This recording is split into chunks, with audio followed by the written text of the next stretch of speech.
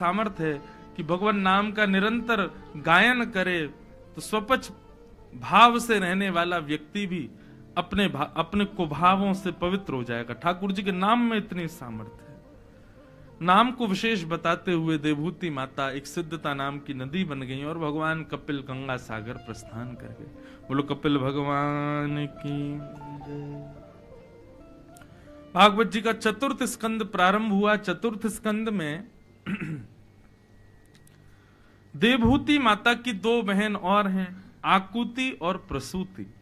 उन दोनों की कथाएं सुनाई गई। आकुति नाम की बहन का रुचि नाम के प्रजापति से विवाह हुआ और इनके यहां भगवान यज्ञ नारायण प्रकट हुए। यज्ञ का विवाह, यज्ञ नारायण भगवान का विवाह दक्षिणा के साथ में हुआ, इसलिए दक्षिणा के बिना यज्ञ की पूर्ति नहीं मानी जाती। दूसरी कथा में देवभूति माता की तीसरी बहन, उनका नाम प्रसूति। प्रसूति की सबसे छोटी कन्या का नाम सती, जिनका विवाह देवादिदेव महादेव के साथ में हुआ। बंधुओं, महादेव जगन्नाथ जी के सबसे बड़े भक्त हैं और इसकी उद्घोषणा स्वयं जगन्नाथ जी ने की है। जगन्नाथ मतलब हमारे नारायण, हमारे श्री कृष्ण, उनके सबसे बड़े भक्त ही श्री महादेव हैं और इसकी उद्घोषणा स्वयं श्री कृष्ण करते हैं। और उसी उद्घोषणा में सबसे बड़ी सहायता की सती ने। अभी जब ऋषिकेश में कथा चल रही थी और उससे पूर्व सोमनाथ में मानस जी का प्रथम वाचन करने का सौभाग्य मिला, तब एक भाव उसमें प्रकट हुआ। उसको कहकर के आज महादेव को प्रणाम करेंगे। श्रावण मास चल रहा है। सती नाम सुनते ही हमारे मन में क्या बात आती है कि वो अपने आप को उन्होंने सती कर दिया था। और क्यों सती किया था, तो इस पर प्रचलित कथा सबको पता है कि भैया उन्होंने राम जी की परीक्षा ली थी, जिससे कि शिवजी ने उनका त्याग कर दिया था। परंतु इसके पीछे एक महापुरुष ने इतना सुंदर भाव बताया। बोले भैया सती ने तो शिव को नारायण भक्तों में अग्रगण्य बनाने के लिए यह काम किया था। ऐसे कैसे? तो बोले एक कथा आती है कि श्रीमन नारायण महादेव की रोज अर्चना करते हैं और महादेव भी रोज श्रीमन एक दूसरे की अर्चना करते रहते हैं दोनों। और इस बार तो श्रावण और पुरुषोत्तम एक साथ आए हैं, तो इसका मतलब अभी अर्चना ही चल रही होगी। वैकुंठ में, गोलोक में या हमारे वृंदावन में ठाकुर जी प्रणाम करते होंगे महादेव को, फिर महादेव प्रणाम करते होंगे ठाकुर जी, एक दूसरे को ही प्रणाम कर रहे होंगे। श्रावण और पुरुषोत्तम दोनों आए हैं ना एक साथ। तो कथा कुछ ऐसे है कि महादेव की उपासना में श्रीमन नारायण रोज सहस्त्र कमल अर्पित करते हैं, 1000 कमल। परंतु आज उन 1000 कमलों में से एक कमल महादेव ने ही कहीं छुपा दिया। बोले आज इनका हम नियम पूरा नहीं होने देंगे, फिर देखते हैं ये क्या करेंगे। तो 999 कमल चढ़ा दिए शंकर जी पर। जैसे ही अंतिम कमल चढ़ाने लगे तो वो तो गायब हो गया वहां से।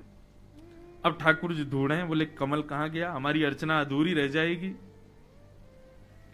कमल नहीं मिला, खूब खोजा, तो फिर महादेव प्रकट हो गए। बोले कहो भगवान, आज तो आपकी सेवा अधूरी रह गई, 1000 कमल का संकल्प अधूरा रह गया आपका। ठाकुर जी बोले ऐसी बात नहीं है, हम अगर अपने भाव में आ जाएं तो आप हमको रोक नहीं पाओगे। बोले कैसा भाव? बोले कि एक कमल खो गया तो क्या हो गया, हमारे भक्त हमारे संपूर्ण अंग को ही कमल कहते हैं। हमारे नेत्र कमल, हमारे कान कमल, हमारी नाक कमल, हमारा मुख कमल, हमारे हस्त कमल, हमारे चरण कमल, हम पूरे कमल ही हैं। नमः पंकज नाभाय नमः पंकज मालिने। पंकज भगवान को ही कहा जाता है, साक्षात कमल आकृति हैं भगवान। ठाकुर जी बोले 999 कमल तो ये चढ़े, अब 1000वां कमल हम आ रहे हैं। सोई ठाकुर जी ने जाकर के महादेव को हृदय से लगा के मानो खुद को अर्पित कर दिया 1000वें कमल के रूप में। जैसे अर्पण किया महादेव के नेत्र सजल हो गए। बोले जय हो भगवान, आपकी भक्ति को प्रणाम, आपके भाव को, आपकी निष्ठा को मैं प्रणाम करूं। 1000वें कमल के रूप में खुद को ही अर्पित कर दिया। बोले हम हैं ही आपके। महादेव श्री रामचंद्र जी जब रामेश्वरम की स्थापना करते हैं तब मानस जी में लिखते हैं, शिव द्रोही मम दास कहावा, मम भगत कहावा, सो नर सपने मोह न पावा।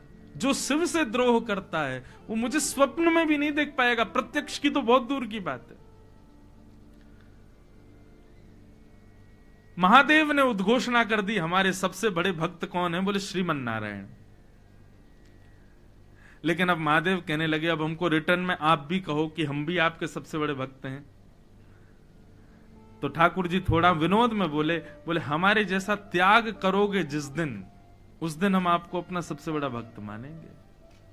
हमारी तरह त्याग करो, हमने अपना संपूर्ण अंग आपके ऊपर त्याग दिया। अगर आप त्याग कर सकोगे तो हम उद्घोषित करेंगे कि आप भी हमारे सबसे बड़े भक्त हो। अब तो महादेव को चिंता हो रही है, हम क्या त्यागें? घर में रहते नहीं, वस्त्र हम पहनते नहीं, आभूषण हम धारण करते नहीं, कुछ भोजन प्रसाद पाते नहीं, सामान्य भाव में रहते हैं, सामान्य स्थिति रूप में रहते हैं, और उसके बाद भी ये कह रहे हैं कुछ त्याग करो। कैसे त्याग करें? किस चीज का त्याग करें? तब भाव से सुनो। सती ने जाकर के श्रीमन नारायण से प्रार्थना की और प्रार्थना करते हुए कहा, भगवान महादेव बड़े चिंता में रहते हैं। नारायण भगवान बोले, क्यों चिंता में क्यों रहते हैं? बोले वो इसलिए चिंता में रहते हैं कि आप तो उनके सबसे बड़े भक्त बन गए हो, पर वो भी आपके बहुत बड़े भक्त हैं, लेकिन आपसे सुनना चाहते हैं, आप उद्घोषणा कर दीजिए।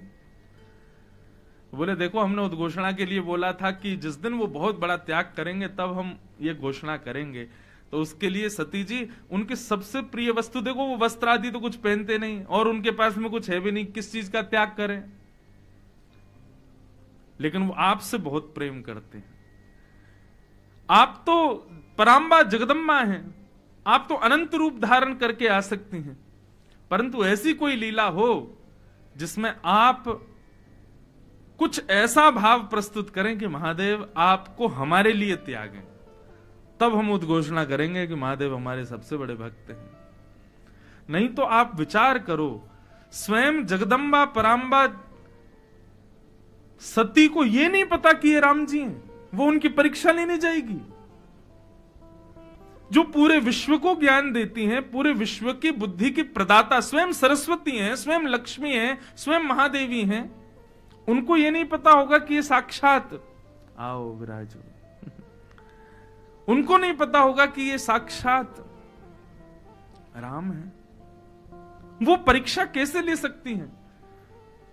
और इससे तो प्रश्न उठ जाना चाहिए, बोले भैया जब सती नहीं पहचान पाई तो हम साधारण मानव कहां से पहचानेंगे कि भगवान कब आ रहे? सती ने सब कुछ केवल और केवल अपने महादेव की प्रसन्नता के लिए किया, ताकि उद्घोषणा हो जाए कि वो नारायण के सबसे बड़े भक्त हैं। जब सती ने फिर वो कथा सबको पता है कि उन्होंने परीक्षा ली, और परीक्षा लेकर के जब वो आई तब महादेव ने आसन बगल की जगह सन्मुख रखा। सन्मुख आसन रखते ही मानो उन्होंने अपने हृदय से पत्नी रूप में सती का त्याग कर दिया। बोले कि मेरी कितनी भी प्रिय हो, लेकिन मेरे प्रभु की परीक्षा लेगी, मेरे प्रभु के प्रति ऐसा भाव रखेगी, मैं उसका त्याग कर दूंगा। जैसे ही सन्मुख आसन रखा सती के लिए, तुरंत आकाशवाणी हुई और नारायण ने उद्घोषणा करी, हमारे सबसे प्रिय भक्त यदि कोई है तो वो महादेव है, वो शिव है। और फिर लीला हुई कि सती ने जाकर के अपने प्राणों का परित्याग कर दिया। महादेव लेकर के सब जगह भ्रमण किए, वही शक्तिपीठ के रूप में विराजमान। एक शक्तिपीठ जगन्नाथपुरी में भी है, ऐसा बताते हैं। जगन्नाथ मंदिर के पीछे ही एक मंदिर है, अंदर मंदिर के घेरे में ही वहां पर एक मंदिर है, वो साक्षात दुर्गा मैया का मंदिर है। ऐसा कहते हैं कि महाप्रसाद का भोग उनको भी लगता है, जब उनको लगता है तभी वो महाप्रसाद होता है। तो ऐसे सती का चरित्र भागवत में सुनाया गया। ऐसे महादेव और उनकी पराम्बा जगदम्बा सती को हम बारंबार प्रणाम करते हैं। अद्भुत है भगवान महादेव की भक्ति। हम तो अपने रोज श्रावण मास जब से प्रारंभ हुआ, रोज हमारे गिरधर लाल जी और उनके छोटे से शंकर जी, उनका नाम है गिरधर लाल लालेश्वर, गिरधर लाल जी के भी लालेश्वर, नेक्स्ट से बेचारे रोज उनको नहवाते हैं, रोज उनका अभिषेक करते हैं। अभी 2 दिन से तो यहाँ समुद्र के तट पर कर रहे थे, आज सुबह अवकाश था तो कक्ष में किया। पूर्व कथा में ऋषिकेश में रोज गंगा जी से कर रहे थे, उससे पूर्व सोमनाथ में कर रहे। सोमनाथ में हमारी कथा हुई, राम कथा, पहली राम कथा, और उसके आयोजक अभी पहुंचे हैं, काशी से पधारे हैं। आपका भी बहुत बहुत स्वागत है। लग रहा है कि भारत के लगभग सभी प्रांत आ चुके हैं यहाँ पर, दक्षिण के एक आध प्रांत रह गए होंगे, नहीं तो सभी आ गए। सबका बहुत बहुत स्वागत। आइए, सब श्रावण मास है, रुद्राष्टकम गाकर के महादेव को, श्रीलिंगराज महादेव यहाँ विराजमान हैं, उनका नमन कर लें, उनको वंदन कर लें। नमामि शमीशान निर्वाण रूपम, नमामि शमीशान। महादेव को याद किए और महादेव के यहां से ही आ गए।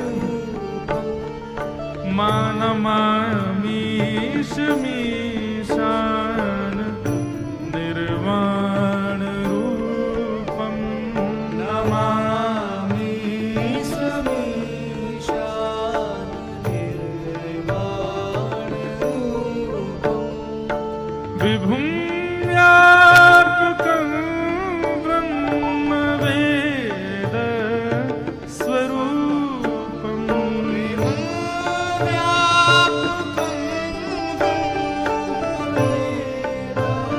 स्वरूपं, नमामि शमीशान निर्वाण रूपं, नमामि शमीशान निर्वाण रूपं, निजं निर्गुणं निर्विकल्पं निरीहं, निजं निर्गुणं निर्विकल्पं निरीहं, चिदाकाशमाकाशवासं भजेऽहं, चिदाकाशमाकाशवासं भजेऽहं, नमामि शमीशान निर्वाण रूपं, नमामि शमीशान निर्वाण रूपं, निराकारमोङ्कार मूलं तुरीयं,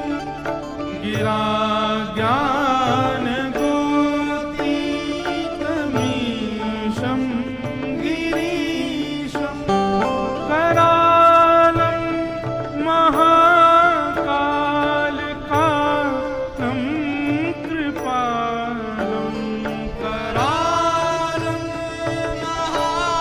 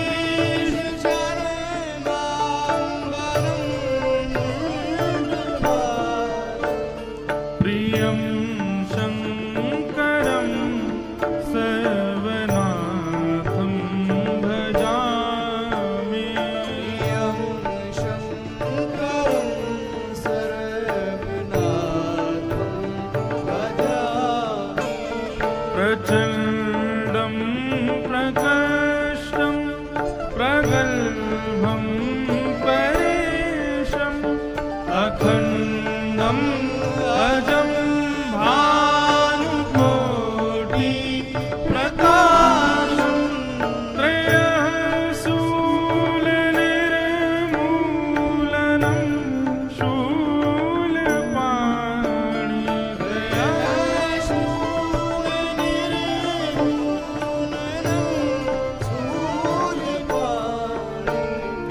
भजेऽहं भवानी पतिं भावगम्यं भजेऽहं भवानी पतिं भावगम्यं हे नमामि शमीशान निर्वाणरूपम्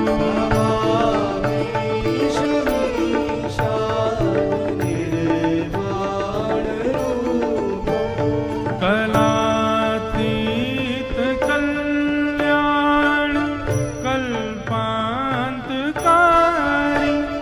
सदा सज्जनानन्ददाता पुरारी चिदानन्द संदोहमो आपहारी वेदानन्द संदोहमो आपहारी प्रसीद प्रसीद प्रभो मन्नतारि प्रसीद प्रसीद प्रभो मन्नतारि हे नायावदुमानाथ पादारविन्दं भजन्ति लोके परे वा न तावत् सुखं शान्ति सन्तापनाशं न तावत् सुखं शान्ति सन्तापनाशम् प्रसीद प्रभो सर्वभूताधिवासम् प्रसीद प्रभो सर्वभूताधिवास हे नमामि शमीशान निर्वाणरूपं नमामि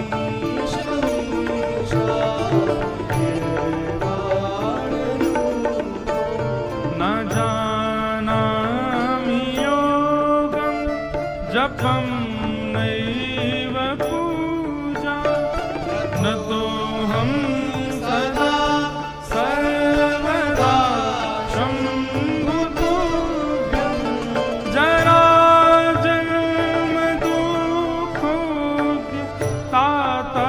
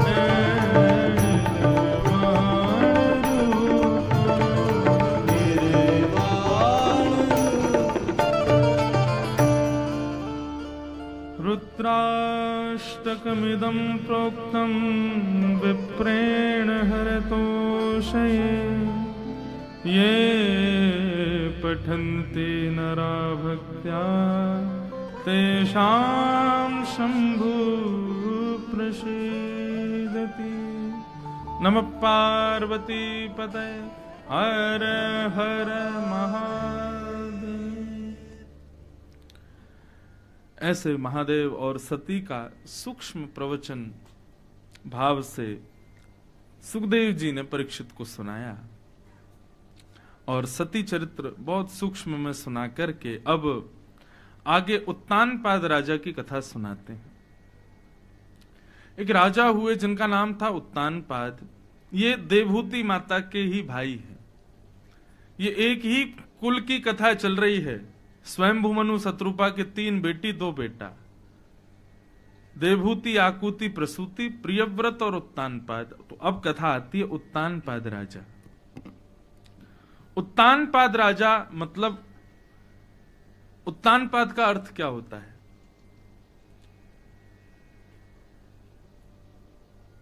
उत्तानौ पादौ यस्य स उत्तानपाद। जिसके पैर का तलवा मतलब नीचे का हिस्सा अधिकतर ऊपर की ओर रहता है उसको उत्तानपाद कहते हैं। पैर का तलवा ऊपर कब होता है? हमारे पैर का निचला हिस्सा ऊपर की ओर कब आता है? जब हम लोग किसी को दंडवत प्रणाम करते हैं। जब हम किसी को प्रणाम करते हैं तो हमारा पैर जो है, पैर का जो नीचे का हिस्सा वो ऊपर उर्ध हो जाता है। तो उस स्थिति में जब हम किसी को प्रणाम करते हैं तब हमारी जो